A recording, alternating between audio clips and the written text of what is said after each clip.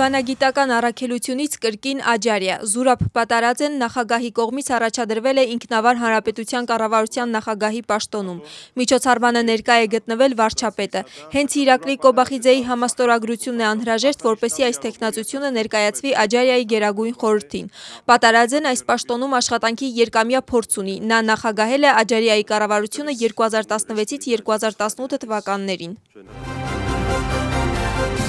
Ներքին գործերի նախարարությունում նախարարի պաշտոնին վերադարձել է Սուլխան Թամազաշվիլին։ Մինչ Աջարիայում քաղաքական պաշտոնին նշանակվելը նա հենց ՆԳՆ-ի Թբիլիսի ոստիկանության վարչության տնօրենն էր։ Վարչապետը նորանշանակ նախարարին ներկայացրել է գերատեսչության աշխատակիցներին։ Իրակլի Կոբախիձեն նաև ընդգծել է Սուլխան Թամազաշվիլիի փորձը եւ նշել, որ ՆԳՆ-ն իդեմս նրա կունենա արժանի ղեկավար։ Կառավարության ղեկավարը նաև շնորհակալություն է հայտնել նախկին նախարար Գեկա Գելաձեին կատարած աշխատանքի համար եւ հաջողություններ մաղթել։ Եվրամիության դեսպանի հայտարարությունը եւ սուր քաղաքական գնահատականները։ Պավել Հերչինսկու խոսքով չի կարելի թույլ տալ, որ հյուրընկալ վրացի ժողովուրդը վերադառնա բռնության, քաղաքացիական պատերազմի, աղքատության, ծանր կյանքի եւ կոռուպցիայի մութ ժամանակներ։ Հերչինսկու հայտարարությամբ Վրաստանը կանգնած է խաչմերուկում, նրա ապագան դեռ գրված չէ, սակայն այն, ինչ կվճռվի առաջիկա շաբաթներին եւ ամիսներին, կորոշի պատկանում է արդյոք Վրաստանը եվրոպական երկրների ընտանիքին։ Նրա խոսքով Եվրամիությունը ընտրություն է կատարել, երբ Վրաստանին տրամադրել է թեկնածուի կարգավիճակ, սակայն այժմ ցավոք Վրաստանն այլևս ճիշտ ուղու վրա չէ։ Հերչինսկու այս հայտարարությունը տարածել է Net գազեթը։ Վրաստանը ծայրամասային գաղութ չէ, որը պետք է զոհաբերվի մետրոպոլիայի շահերին, նամեստնիկների եւ երկրորդ քարտուղարների ժամանակները վրացի ժողովուրդը հանձնել է մութ ժամանակներին։ Այսպես արձագանքել է Վրաստանի խորհրդարանի նախագահը Պավել Հերչինսկու հայտարարությանը։ Շալվա Պապուաշվիլին սոցիալական ցանցում գրել է. «Վրացի ժողովրդի իրական դեմքը հստակ երևաց 2024 թվականին։ Սա ժողովուրդ է, որը ինքն է որոշում իր ճակատագիրը եւ պաշտպանում է իր արժեքները։ Ժողովրդին տեսանք պատրիարքի հրաժեշտի օրերին։ Ժողովրդին կրկին տեսնենք մայիսի 17-ին միասնական եւ ամուր։ Այս ֆոնին Եվրամիության դեսպան Պավել Հերչինսկու կողմից ժողովրդի մասին խոսելը ոչ միայն անտեղի է, այլ նաեւ քաղաքական ցինիզմի դասական օրինակ։ Ճիշտ է, պարոն Հերչինսկու համար վրացի ժողովրդի անցյալը մութ էր, սակայն եթե մեր պատմության մեջ իսկապես մութ ինչ-որ բան եղել է, դա եղել է օտար ուժերի մշտական փորձը մեզ գրկելով խեղդելու։ Այդպես էր նախկինում, այդպես է նաեւ այսօր։ Մեզ բռնության մասին խոսում են նրանք, ովքեր իրենք են հրահրել հոկտեմբերի 4-ի բռնությունը։ Մեզ քաղաքացիական պատերազմով վախեցնում են նրանք, ում ֆինանսավորմամբ գործում են եկեղեցու, պետության եւ մարդու արժանապատվության վրա հարձակվող խմբերը։ Մեզ աղքատության մասին խրատում են նրանք, ովքեր մեզ ներքաշում են Ռուսաստանի դեմ պատժամիջոցների պատերազմում եւ մեզ դատապարտում տնտեսության քայքայման ու աղքատացման։ Իսկ մութ անցյալի մասին խոսում են նրանք, ովքեր ստի ու նենգության միջոցով փորձում են արդարացնել այն ռեժիմը, որի ժամանակ մարդու իրավունքների խախտումը, շորթումը եւ խոշտանգումները դարձել էին պետական քաղաքականություն։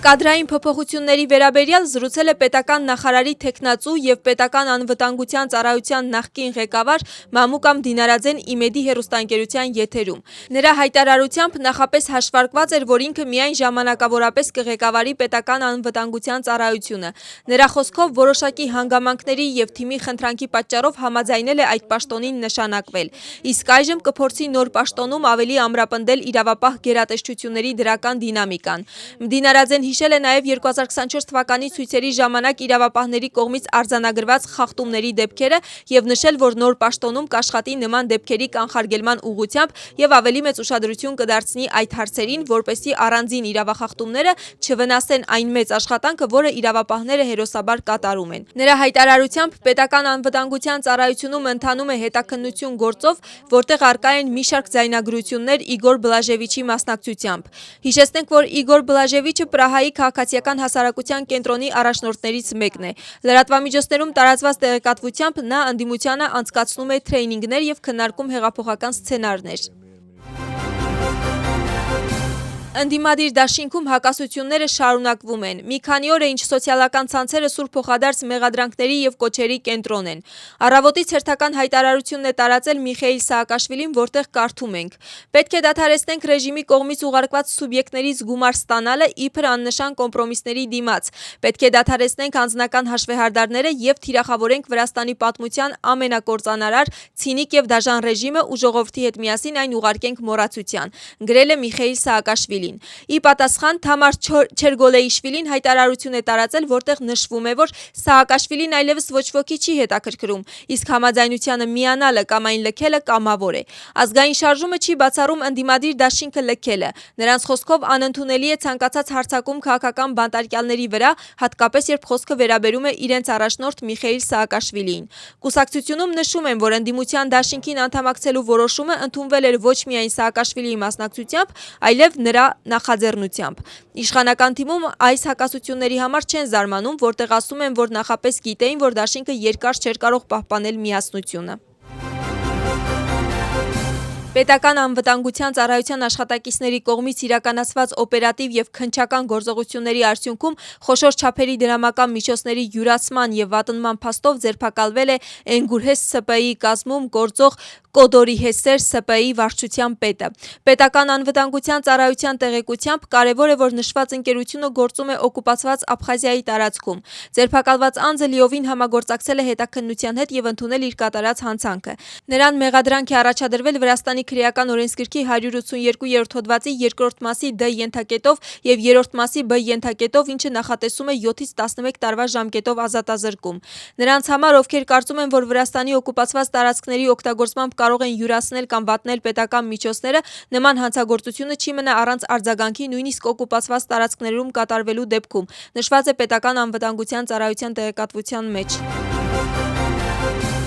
Գյուղատնտեսության ոլորտին աջակցելու նպատակով շրջակա միջավայրի պաշտպանության եւ գյուղատնտեսության նախարարությունը ներկայացրել է նոր պետական ծրագիր։ Նշվել է, որ նպատակն է ձևավորել միասնական, ինտեգրված, թափանցիկ եւ արդյունքների վրա կենտրոնացած համակարգ։ Շահառուների ընտրությունը կիրականացվի նախապես սահմանված չափանիշներով։ Կներդրվեն ժամանակակից գործիքներ եւ մեխանիզմներ։ Միջոցառումը բացել են վարչապետը եւ գյուղատնտեսության նախարարը։ Ասվել է, որ համաֆինանսավորման ծրագրի բարելավումը կնպաստի ոլորտի զարգացման նոր փուլին անցնելուն։ Վարչապետի խոսքով հենց պետական աջակցության ծրագրերի արդյունքն է, որ 2012 թվականից հետո գյուղատնտեսական արտադրանքը կրկնապատկվել է, իսկ ագրոարտահանումը աճել է 2.5 անգամ։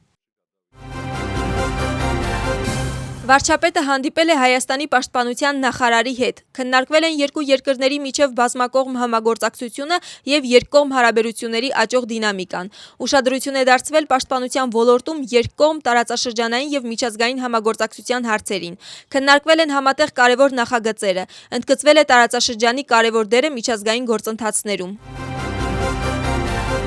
ԱՄՆ-ի նախագահ Դոնալդ Թրամփի հայտարարությամբ հրաման է տվել ռազմածովային ուժերին կրակ բացել ցանկացած նավի վրա, որոնք մասնակցում են Հորմուզի նեղուցում ականների տեղադրմանը։ Ես հրաման եմ տվել Միացյալ Նահանգների ռազմածովային ուժերին ոչնչացնել ցանկացած նավ, նույնիսկ փոքր չափերի, որը Հորմուզի նեղուցի ջրերում ականներ է տեղադրում, գրում է Դոնալդ Թրամփը սոցիալական ցանցում։ Միևնույն ժամանակ ԱՄՆ-ի նախագահը հայտարարել է, որ ներկայումս ականազերծող նավերը մաքրում են նեղուցը, սակայն Թրամփը հրահանգել է այս գործընթացը շարունակել ավելի մեծ ինտենսիվությամբ։ Ռուսական եւ իրանական ծովային նավթին վերաբերող պատժամիջոցների կասեցումը 30 օրով երկարաձգվել է այն երկրների խնդրանքով, որոնք Հորմուզի նեղուցի հնարավոր շրջափակման պատճառով նավթի պակաս են զգում, հայտարարել է Ամերիկայի գանձապետարանի քարտուղարը։ Սքոթ Բեսենթը նշել է, որ անցյալ շաբաթ Արժույթի միջազգային հիմնադրամի եւ Համաշխարհային բանկի հանդիպման ժամանակ նման խնդրանք է ստացել մոտ 10 երկրի ներկայացուցիչներից։ Ավելի վաղ նա ասում էր, որ Միացյալ Նահանգների կառավարությունը չի երկարաձգելու ռուսական եւ իրանական նավթի նկատմամբ ժամանակավորապես մեղմացված պատժամիջոցների ժամկետը։ Ընթանում են Ռուսթավի-Թբիլիսի ավտոճանապարհը միացնող վնասված հատվածի վերականգնողական աշխատանքները։ Խնդիրը առաջացել է այսպես կոչված շրջադարձային կամրջից մինչև Դիմիտրի Գուլիայի փողոց ընկած հատվածում, որտեղ վնասվել է ափապաշտպան պատնեշը։ Արդյունքում ճաքեր են առաջացել ինչպես ճանապարհի երթևեկելի մասում, այնպես էլ մայթին։ Ներկայումս նշված հատվածում իրականացվում են Քուր գետի ափապաշտպան աշխատանքները։ Գործընթացի ավարտից հետո տվյալ տարածքում ավտոմոբիլային երթևեկությունը լիովին անվտանգ կդառնա։